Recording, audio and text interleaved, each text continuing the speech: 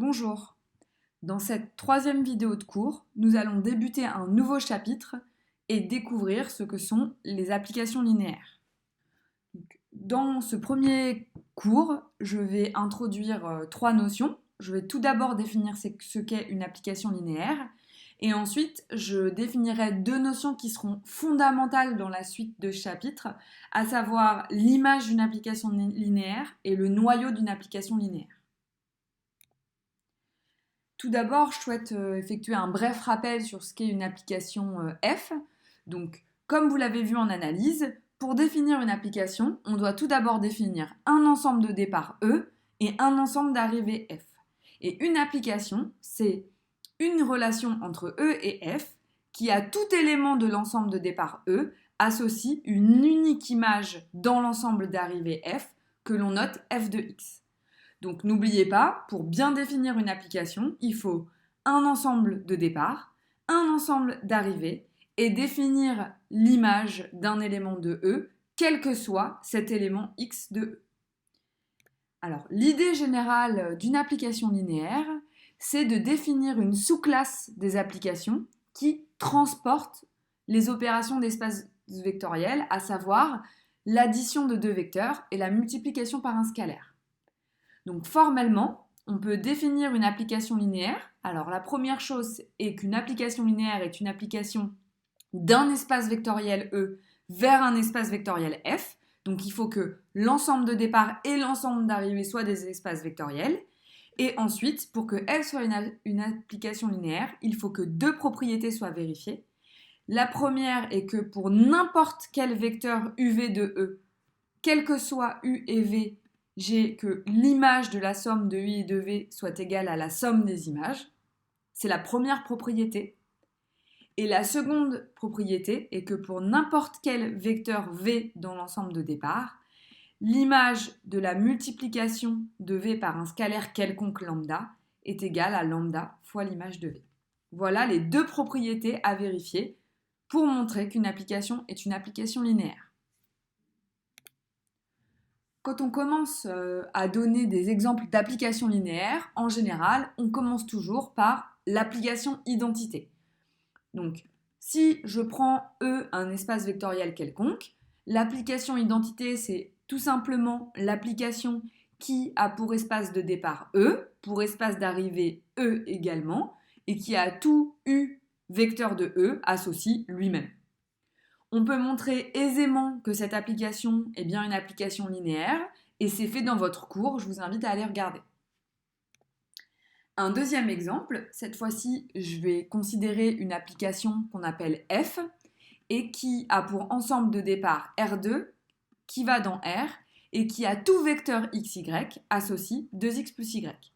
Et je vais montrer que cette application F est une application linéaire. Donc pour ça, j'ai besoin de montrer que pour n'importe quel vecteur U et V de R2, cette propriété est vérifiée et que en plus, pour n'importe quel scalaire lambda, cette propriété est également vérifiée. Comme je dois montrer les deux propriétés, quels que soient pour tout vecteur de R2 et pour tout scalaire, je vais commencer par prendre deux vecteurs de R2, xy et x'y', quelconques. Je vais calculer l'image de x, y, x'y' par f. Donc, ce que je dois calculer, c'est l'image par f du vecteur dont la première coordonnée est x plus x' et la seconde coordonnée est y plus y'. Donc, j'ai juste à remplacer ici x par x plus x' et y par y plus y'. Et j'obtiens cette quantité-là pour l'image par f de ce vecteur. En développant, je peux réécrire cette égalité comme suit. Et ce que je vois ici, c'est que en bleu, j'ai tout simplement l'image du vecteur xy par f. Et en violet, j'ai tout simplement l'image du vecteur x'y' par f. Donc j'ai bien que f, l'image de la somme des deux vecteurs est égale à la somme des images de chacun des vecteurs. La première propriété des applications linéaires est vérifiée. Il me reste à prendre un réel lambda quelconque et à calculer l'image par f de lambda fois xy. Donc, en gros, je dois calculer l'image par f du vecteur dont la première coordonnée est lambda x et dont la deuxième coordonnée est lambda y. Donc pareil, je remplace x ici par lambda x, y par lambda y, et j'obtiens cette quantité. En factorisant par lambda, je me rends bien compte que toute cette quantité est égale à lambda fois l'image du vecteur xy. Et donc, comme j'ai montré que les deux propriétés de la définition étaient vraies, quels que soient les vecteurs de R2, j'ai bien montré que cette application était une application linéaire. On peut aussi définir des applications linéaires sur l'ensemble des applications de R dans R. Donc cette fois-ci, je note grand F, l'application qui a pour ensemble de départ l'ensemble des applications de R dans R et qui a pour ensemble d'arrivée l'ensemble des réels. Donc à tout élément de mon ensemble de départ, donc les éléments de mon ensemble de départ sont des applications. Donc à toute fonction h de R dans R, j'associe la valeur de la fonction en 2. Donc j'associe h de 2. Donc ici, il faut bien se rendre compte que les éléments de l'ensemble de départ sont eux-mêmes des applications. Pareil, je vais montrer que f est une application linéaire. Donc je commence par prendre deux éléments de l'ensemble de départ, c'est-à-dire deux fonctions de R dans R que j'appelle h et g. Je vais calculer f de h plus f de g. Donc c'est tout simplement égal à la valeur de la fonction h prise en 2 plus la valeur de la fonction g prise en 2. Mais ça, c'est exactement pareil que de regarder la fonction h plus g et de l'évaluer en 2. Donc, comme je reconnais ici f de h plus g, j'ai bien montré que quels que soient les éléments de mon ensemble de départ qui sont ici des fonctions, f de h plus f de g est bien égal à f de h plus g. Deuxième étape, je me donne un scalaire quelconque dans R et je vais montrer que lambda fois f de h pour une fonction quelconque est égal à l'image par grand F de la fonction lambda h. Donc si je multiplie l'image de h par lambda, ce que je fais, c'est que je multiplie l'évaluation de l'application h en 2 par lambda. Mais ça, c'est pareil que d'évaluer la fonction lambda fois h que l'on a définie au tout début du chapitre 1 en 2. Et je reconnais ici l'image de la fonction lambda h par f. Donc j'ai bien montré ici que ma fonction grand F est une application linéaire. Donc vous avez deux exemples de la méthodologie à appliquer pour montrer qu'une application est une application linéaire. Cela vous servira dans les exercices à faire. Maintenant, bien sûr, toutes les applications ne sont pas des applications linéaires. Et pour s'en convaincre, je vais donner un contre-exemple. Donc là, cette fois-ci, je considère une application petit f qui a pour espace de départ l'ensemble des réels et pour espace d'arrivée R2. Et à tout x appartenant à R, j'associe un vecteur dont chacune des composantes est la même et est égale à x au carré. Et je vais montrer que cette application n'est pas une application linéaire. Donc, la seule chose que j'ai besoin de montrer, c'est qu'il existe des réels pour lesquels les propriétés qui définissent une application linéaire ne sont pas vérifiées. Donc je vais choisir la première propriété et je vais montrer qu'il existe un réel x et un réel y tel que f de x plus y n'est pas égal à f de x plus f de y. Et ça suffira à montrer que f n'est pas une application linéaire. Donc tout d'abord, regardons l'image de 1 par f. C'est égal au vecteur dont à deux composantes, dont chaque composante est égale à 1 au carré, donc c'est égal au vecteur 1, 1.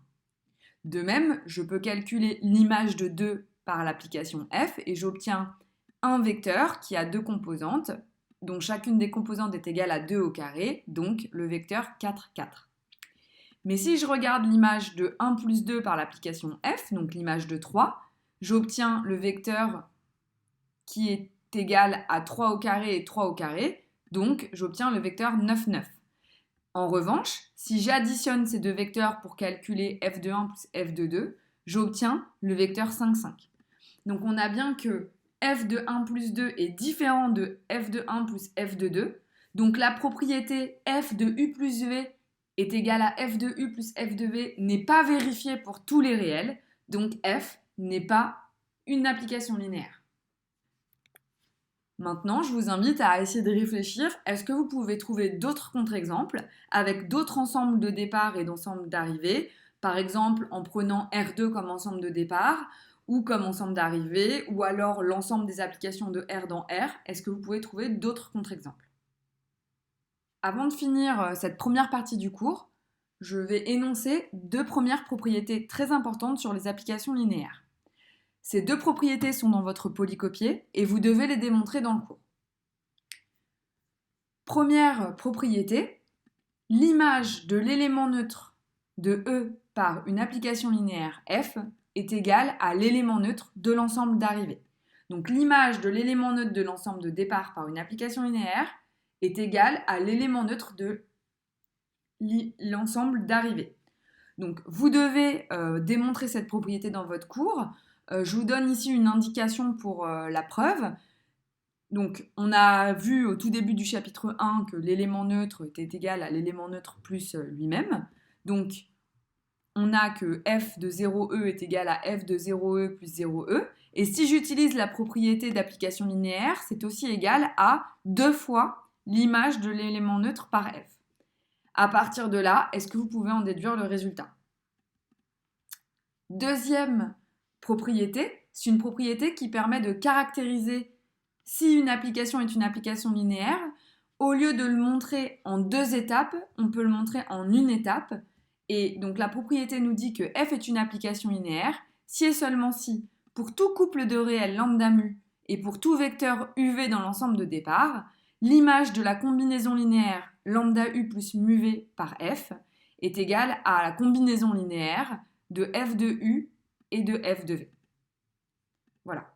Donc, si je reprends par exemple les exemples que j'ai donnés tout à l'heure, j'aurais pu montrer que cette application était une application linéaire en une étape en utilisant la propriété que je viens d'énoncer.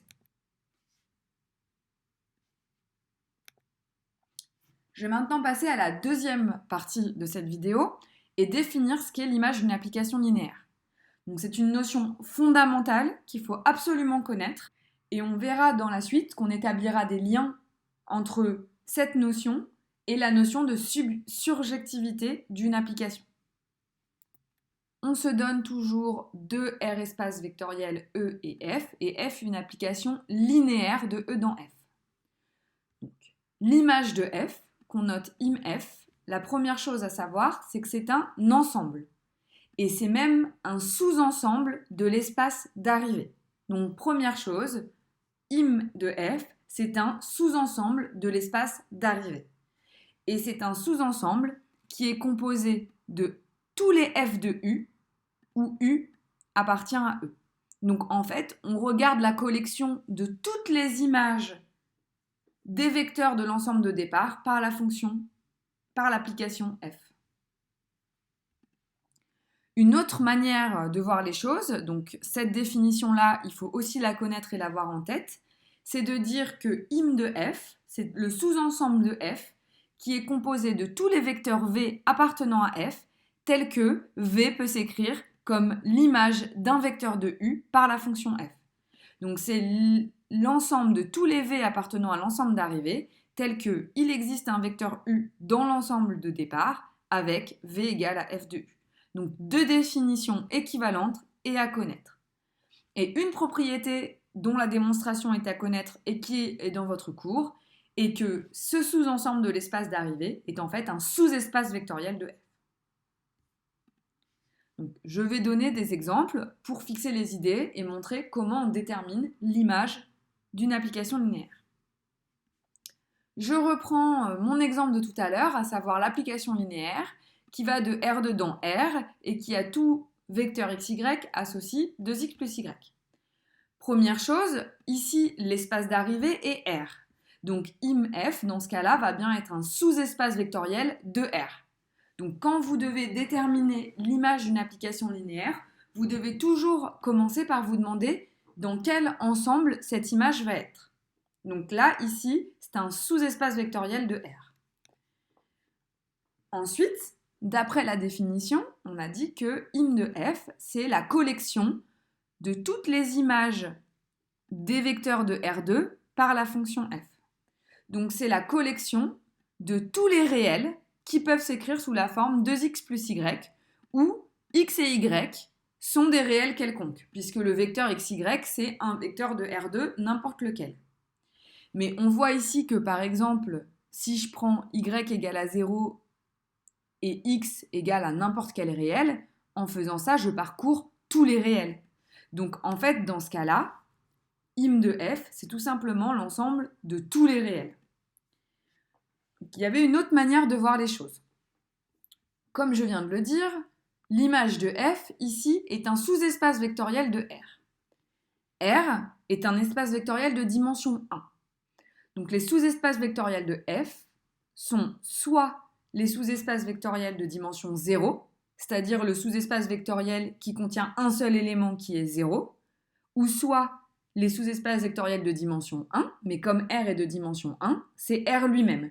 Donc en fait, R n'admet que deux sous-espaces vectoriels, l'ensemble a un seul élément 0 et lui-même. Donc en gros, im de f était soit égal à 0 ou soit égal à R. Mais ici, par exemple, si on prend pour xy le vecteur 1, 1, ce qu'on voit, c'est que donc 2 fois 1 plus 1, donc 3, appartenait à im de f. Donc im de f n'était pas réduit à l'espace à un seul élément qui était 0. Donc nécessairement, dans ce cas-là, on savait tout de suite que im de f était égal à R. Je vais maintenant donner un deuxième exemple. Donc cette fois-ci, je regarde une application linéaire. Donc vous pouvez montrer chez vous que f est bien une application linéaire. L'ensemble de départ est R2, l'ensemble d'arrivée est R3, et à tout vecteur xy, j'associe ce vecteur de R3. Donc comme tout à l'heure, la propriété nous dit que im de f est un sous-espace vectoriel de R3. Si l'ensemble est de dimension 0, alors c'est le sous-espace vectoriel qui contient un seul élément qui est l'élément neutre de R3, donc le vecteur nul. Si im de f est de dimension 1, alors c'est une droite vectorielle. Si im de f est de dimension 2, alors c'est un plan. Et si im de f est de dimension 3, alors c'est R3 tout entier. Allons-y, donc im de f, c'est la collection de toutes les images par f des vecteurs xy appartenant à R2. Donc en gros, c'est tous les vecteurs de R3 qui peuvent s'écrire sous la forme 2x, x plus y et y. Donc je peux séparer dans ce vecteur ce qui dépend de x et ce qui dépend de y, pour obtenir que im de f, c'est l'ensemble de tous les vecteurs de R3 qui s'écrivent comme combinaison linéaire de 2, 1, 0 et de 0, 1, 1, dont les coefficients de la combinaison linéaire sont des réels quelconques, puisqu'ici j'ai pris n'importe quel vecteur de R2. Et ça, je reconnais ici tout simplement le sous-espace vectoriel engendré par le vecteur 2, 1, 0 et 0, 1, 1. Ces vecteurs n'étant pas colinéaires, cette famille de deux vecteurs est une base du sous-espace vectoriel im de f, une base à deux éléments. Donc im de f, c'est un sous-espace vectoriel de R3 qui est de dimension 2. Donc voilà pour la définition de l'image d'une application linéaire. Je vais maintenant passer à la dernière partie du cours, à savoir la définition du noyau d'une application linéaire. Donc une notion également fondamentale et que l'on reliera un peu plus tard dans le cours avec la notion d'injectivité d'une application linéaire. Je commence par la définition. Donc on se donne toujours comme ingrédient deux espaces vectoriels et une application linéaire de E dans F. Cette fois-ci, le noyau de l'application linéaire F va être un sous-ensemble de l'espace de départ. Donc l'image d'une application linéaire est un sous-ensemble de l'espace d'arrivée de l'application linéaire. Le noyau est un sous-ensemble de l'espace de départ. Donc il est inclus dans E. Et c'est l'ensemble de tous les éléments de E qui ont pour image l'élément neutre de F. Donc autrement dit, le noyau de F, qu'on va noter ker de F, c'est l'ensemble de tous les vecteurs U appartenant à E, tels que f de U est égal à l'élément neutre de F. Une autre manière de voir les choses, c'est que U appartient au noyau de F si et seulement si f de U est égal à 0F. on a la même propriété que pour l'image, qui est que le noyau d'une application linéaire est un sous-espace vectoriel de l'ensemble de départ E. Cette propriété est dans votre polycopier et vous devez en faire la démonstration. Donc, quelques exemples, je vais reprendre mon application F qui va de R2 dans R3. Donc, le noyau de F est un sous-espace vectoriel de l'ensemble de départ, donc un sous-espace vectoriel de R2. Donc, nécessairement, les éléments qui sont dans le noyau de F doivent être dans R2. Si vous trouvez autre chose, c'est qu'il y a un problème. Si je reprends la définition, un vecteur de R2 XY appartient au noyau de F si et seulement si son image par F est égale à l'élément neutre de R3, donc au vecteur nul 0, 0, 0. Autrement dit, en reprenant la définition de F, j'obtiens que un vecteur XY appartient à un quart de F si et seulement si 2x est égal à 0, x plus y est égal à 0 et y est égal à 0. Et ça revient directement à x égale à 0 et y égale à 0. Donc, ce que j'obtiens, comme je raisonne ici par équivalence, c'est que un vecteur de R2 appartient au noyau de F si et seulement si il est égal au vecteur nul. Donc, le noyau de l'application F ici, c'est le sous-espace vectoriel de R2 qui contient un seul élément et qui est l'élément 0, 0. Deuxième exemple, cette fois-ci je reprends mon application F qui allait de R2 dans R et qui a tout couple XY associé 2x plus Y. Donc cette fois-ci, le noyau de F est toujours un sous-espace vectoriel de R2 puisqu'on a le même espace de départ que dans l'exemple précédent. Et la définition nous dit qu'un vecteur appartient au noyau de F si et seulement si son image par F est égale à l'élément neutre de R, donc là, cette fois-ci, est égal à 0. Donc, j'applique la définition de F et j'obtiens que, toujours en raisonnant par équivalence, un vecteur XY appartient au noyau de F si et seulement si 2x plus Y est égal à 0. Ça, c'est équivalent à Y est égal à moins 2x. Donc, une autre manière de voir les choses, c'est de dire que XY doit être proportionnel au vecteur 1, moins 2. Et ça, c'est être proportionnel au vecteur 1, 2 avec une liberté sur le coefficient. C'est pareil que de dire que XY appartient au sous-espace vectoriel engendré par 1, 2. Donc cette fois-ci, le noyau de F, c'est le sous-espace de R2 de dimension 1 qui est la droite vectorielle engendrée par 1, 2. Voilà. Donc pour la semaine prochaine, vous avez des exercices d'application du cours à faire dans lesquels il faudra suivre exactement la même démarche que dans cette vidéo, montrer ou pas qu'une application est une application linéaire, calculer si c'est une application linéaire son image et son noyau. Bon travail!